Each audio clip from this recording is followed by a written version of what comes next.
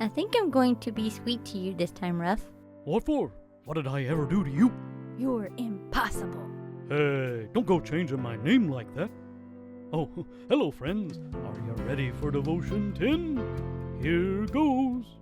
After Boaz had gotten the report on Ruth from his foreman, he began to speak to her. In verse 8 and 9, he extended her grace and kindness far beyond the law of Moses. He was treating her as if she were the most special person in the world. Her response to him indicated that she recognized that.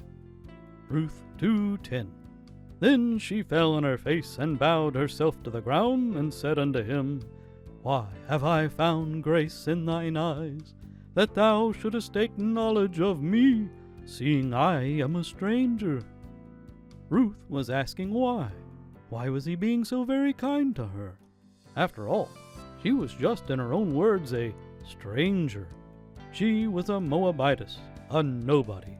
This man's kindness to her broke down barriers in her heart and paved the way for all that God had in store for both of them. Do realize as you go about your day that you will come in contact with people who have barriers in place in their heart, barriers that can only be broken down by the hammer of infinite kindness. Show that kindness. Others may see a nobody, but God sees a potential Ruth. Great lesson, but I'm in a real pickle. I won't be able to count for the next devotion. What does that even mean? I only have 10 digits. I can't count higher than that. Well, I have digits too. We can at least make it to 20. Count your digits? Does that mean we are going steady now? Oh dear, oh my.